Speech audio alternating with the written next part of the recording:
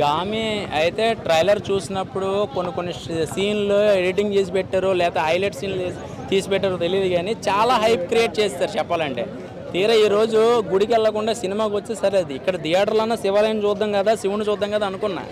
First నుంచి last దాకా story start అయిన దగ్గర నుంచి ఒకటే ల్యాగ్, చూపించిన సీనే చూపించడం. సో 6 సంవత్సరాల కష్టం కదా, ఇంటర్వెల్ తర్వాత బాగుంటుందేమో అనుకున్నాము. సో అదే రిపీట్ అయింది. పూర్తిగా అప్సెట్ అయ్యారు. ఎందుకంటే ఆయన బిగినింగ్లో, ఆయన ఇండస్ట్రీకి వచ్చిన బిగినింగ్లో ఈ సినిమా ఒప్పుకున్నట్టున్నారు. సో 6 సంవత్సరాలు పట్టింది. ఈ లోపల ఆయన మీద చాలా క్రేజ్ పెరిగిపోయింది. సో ఆ క్రేజ్ని నమ్మి ఈ గామికి రావడం జరిగింది అందరూ కూడా. బ్రో నిజం చెప్తున్నాను కదా, చూసేటోళ్ళకి నెక్స్ట్ లెవెల్ బోర్ అయితే కొట్టదు.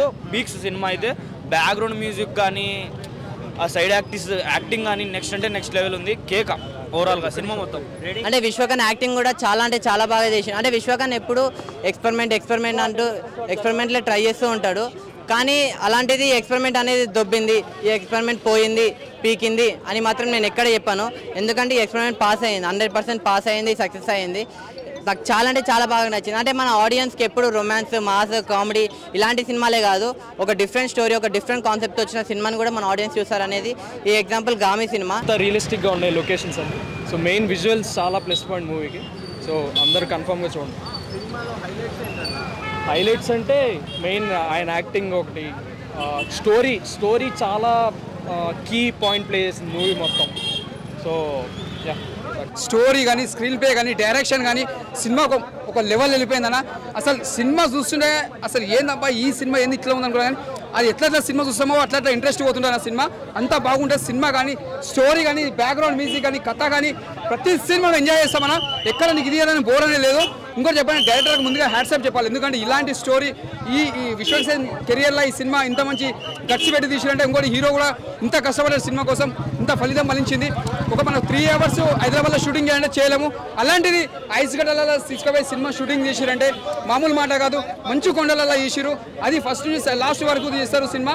అది మొత్తం అసలు చాలా గ్రేట్ అనుకోవాలి. ముందుగా డైరెక్టర్కి హ్యాట్సాప్ చెప్పాలి, చాలా గట్స్ ఉండాలి. ఎందుకంటే ముందుగా హీరో గారికి ముందుగా చాలా హ్యాట్సాప్ చెప్పాలి. ఎందుకంటే ఇలాంటి స్టోరీలు చేయాలంటే మనకు గట్స్ ఉండాలి. సూపర్ నా సినిమా, చాలా బాగుంది. ఎక్కడ నీకు బోర్ లేదు. శివరాత్రికి బెస్ట్ మూవీ అని చెప్పొచ్చు. సూపర్. ఇప్పుడు ఫస్ట్ హీరో గురించి చెప్పాలి. ఈ సినిమాలో హీరో వచ్చి విశ్వక్సేన్ గారు అఘోర క్యారెక్టర్ ఈ సినిమాలో చాలా అద్భుతంగా చేశారు. ఇప్పుడు ఒక సినిమా, ఏ సినిమా అయినా తెలుగులో అవ్వచ్చు, లేకపోతే పాన్ ఇండియా లెవెల్లో హిందీలో అవ్వచ్చు, ఏ సినిమా అయినా హీరో ఒక స్టోరీని యాక్సెప్ట్ చేస్తేనే కథ అనేది స్క్రీన్ మీదకి వచ్చింది. ఈ స్టోరీని యాక్సెప్ట్ చేయడం చాలా దాన్ని ఏమంటారు, ఒక ప్రయోగాత్మకం అని చెప్పాలి. విశ్వక్సేన్ గారు చాలా బాగా యాక్ట్ చేశారు. నెక్స్ట్ హీరో చాలా బాగా యాక్ట్ చేశారు. హీరో గురించి చెప్పడం జరిగింది. నెక్స్ట్ డైరెక్షన్ గురించి చెప్పాలండి. విద్యాధర్ కాగిత గారు డైరెక్షన్ చాలా అద్భుతంగా ఉంది. ఈ సినిమాలో మెయిన్ కంప్యూటర్ గ్రాఫిక్స్ వాడిన ఈ సినిమా ఏ సినిమా కూడా ఈ మధ్య కాలంలో ఫ్లాప్ అయిన సినిమా లేదు. పాన్ ఇండియా లెవెల్లో తెలుగు సినిమాలో బాగా ఆడడానికి కారణం ఏంటంటే హీరోతో పాటు, అలాగే డైరెక్షన్తో పాటు, డైరెక్షన్తో పాటు కంప్యూటర్ గ్రాఫిక్స్ కూడా ఉండాలి. కంప్యూటర్ గ్రాఫిక్స్ ఉంటే ఆ సినిమా పాన్ ఇండియా లెవెల్లో హిట్ అయింది. ఇప్పుడు ఈ హనుమాన్ సినిమా వచ్చు, ఆ సినిమా మనకి ఆత్మలింగము అవంతా మనకు తెలిసిన కథే. అంజీ సినిమాలో ఆల్రెడీ ఆ కథను చూసాము. అలాగే హీరో గురించి తెలిసిందే. కానీ ఆ సినిమా మెయిన్ పాన్ ఇండియా లెవెల్లో హిందీలో మొత్తం హిట్ అవ్వడానికి మెయిన్ కారణం ఏంటంటే ఆ సినిమాలో ఉన్న కంప్యూటర్ గ్రాఫిక్స్ కొత్త ఉన్న డైరెక్టర్స్ చాలా బాగా ఎక్కువ వాడితేనే పాన్ ఇండియా లెవెల్లో హిట్ అవుతాయి.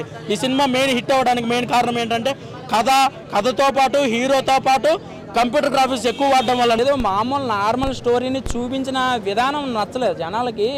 అంటే వాళ్ళు ప్రయత్నం బాగుంది. 6 సంవత్సరాల కష్టము, లేకపోతే లేట్ అయిందో మధ్యలో ఆగిందో తెలియదు, కానీ 6 సంవత్సరాలు పట్టింది కదా. జనాలు అందరూ థియేటర్కి ఎలా వస్తున్నారంటే, దీన్ని చాలామంది ప్రొడ్యూసర్లు వచ్చారు, యూవీ క్రియేషన్ వాళ్ళు తీసుకున్నారు. 6 సంవత్సరాల కష్టం అంటే చాలా ఎఫెక్ట్ ఉంటుందేమో విజువల్గా అనుకున్నారు. సో తీరా సినిమాకి వస్తే కనుక పూర్తిగా డిసప్పాయింట్. ఎందుకంటే ఏదో చిన్న సీన్ బాగుంది, లేకపోతే ఒక ఫైట్ బాగుంది, ఒక సీన్ బాగుంది, ఒక ఎలివేషన్స్ బాగుంది అని చెప్పుకోవడానికి ఒక్క సీన్ కూడా దొరకట్లేదు నాకు. ఎక్స్పెరిమెంట్ మనం అనుకున్నాం, మనకి అనుకునేలా క్రియేట్ చేశారు తప్ప సినిమాలో ఏమి కనపడలేదు చెప్పాలంటే.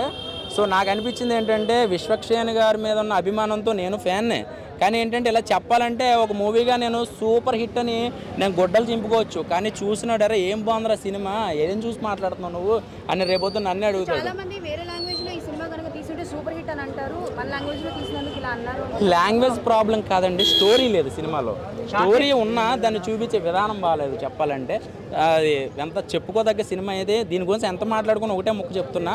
యావరేజ్ కొంతమందికి నచ్చచ్చు, ఎవరికంటే డైరెక్టర్ల కంటే కొంతమందికి మూవీ టెక్నికల్గా కొన్ని సీన్లు, కెమెరా వరకు ఈ సీన్ ఎలా తీసాడరా అని వాళ్ళకి నచ్చచ్చేమో, కానీ ఒక మూవీ చూసి అభిమానికి అయితే మాత్రం తొందరగా ఎక్కదు మైండ్కి. ఎందుకంటే గజనీ సినిమా ఉంది, వచ్చి వెళ్ళిపోతూ ఉంటుంది, ఎమ్మటే మళ్ళీ గుర్తు వస్తుంది. ఈ సినిమాలో ఫస్ట్ నుంచి లాస్ట్ దాకా తన జ్ఞాపకం ఏంటి, తను అసలు ఎక్కడి నుంచి వచ్చాడు ఏంటి, అసలు క్యారెక్టర్లు ఎందుకు వస్తున్నాయి, క్యారెక్టరైజేషన్స్ ఎందుకు డిజైన్ చేశారు అనేది అసలు అది ఒక ప్రయత్నం విఫలమైంది.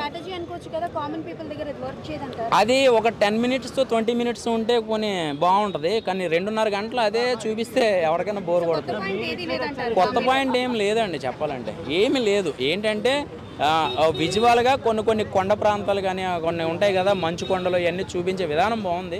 అది తప్పించి నాకు ఇందులో ఏం లేదు. అలాగే ఆ సింహం వస్తుంది, అదేదో బీభత్సమైన ఫైట్ ఉంటుందేమో అనుకున్నారు, కానీ అది వచ్చి వెళ్ళిపోవడం ఇంకా డిసప్పాయింట్. కూడా కొండలు, హిమాలయాలు, పర్వతాలు మొత్తం చాలా అంటే చాలా బాగా చూపించారు. అంటే స్టోరీ కూడా ఉంది, చూసే వాళ్ళకి అర్థమవుతుంది. అంతేగాని అలా అని మాత్రం ఎవరు అనుకోకండి. నెగిటివ్ చెప్పేటోళ్ళు నెగిటివ్ చెప్తారు. చెప్పినంత ఉందంటే ఉంది, ఎక్కడనో అక్కడక్కడ అనిపిస్తుంది ఎండింగ్లో, కానీ ఎక్కడనో అయితే మీకైతే ఏదో ఒక సీన్లో అయితే మీకు అలా అనిపిస్తుంది. ఎందుకంటే సీన్స్ డైరెక్టర్ గారు అంత బాగా తీసిరు. సో ఇది ఒక డిఫరెంట్ స్టోరీ అనమాట. మీ అందరికి నచ్చకపోవచ్చు, నాకు ఏదైనా అవ్వచ్చు, కానీ జనరల్గా చెప్పింది ఏంటంటే పక్క ప్రతి ఒక్కరికి నచ్చుతుంది. డిఫరెంట్గా ఉంది. సో డిఫరెంట్గా చూడండి మీరు, బాగా వర్కౌట్ అయింది ఈ సినిమా అనేది. అంటే మాకు హిమాచల్ ఇప్పుడు చూడలేదు, మంచుకొండలో కొంచెం సినిమా త్రూ చూపించినట్టుంది. నిజంగా పెట్టిన డబ్బులకి న్యాయం జరగలేదు. సినిమాలో పెద్ద ఏం లేదు. చాందినీ చౌదరి ఎందుకు వచ్చిందో కూడా ఆమెకే తెలియదు. సినిమాలో క్యారెక్టర్ లెస్ అనమాట, అసలు ఏం లేదు. ఒక స్క్రీన్ ప్లే లేదు, ఒక డైరెక్షన్ లేదు. బీజిఎం కొంచెం బాగుంది. విశ్వక్సేన్ ఫ్యాన్స్ ఎవరైతే ఉన్నారో విశ్వక్సేన్ని కొత్త గెటప్లో చూడడం మాత్రమే నచ్చుతుంది. అంత మించి ఇంకా సినిమా ఏం లేదు. Cinema flop, Gaami cinema flop. 6 సంవత్సరాలు కష్టపడి తీసిన 10 సంవత్సరాలు కష్టపడి తీసిన ఫ్లాప్ సినిమాని ఇప్పుడు ఫ్లాపే అంటారు భయ్య. ఇంకొకటి మా పేర్లు చెప్పి మా పేర్లు చెప్పి డబ్బులు తీసుకొని పాజిటివ్ చెప్పేస్తానని చెప్తున్నారంట రివ్యూవర్స్కి. అర్థమైందా? మాకు ఎవడు ₹1 ఇవ్వలేదు, మేము ఎవరి దగ్గర తీసుకోలేదు. మేము సినిమా చూసాం, వచ్చి రివ్యూ చెప్తున్నాం అంతే. మా సత్యం 24 ఫ్రేమ్స్ ఛానల్ని సబ్స్క్రైబ్ చేసుకుని బెల్ ఐకాన్ని యాక్టివేట్ చేసి లైక్ చేయగలరు, షేర్ చేయగలరు.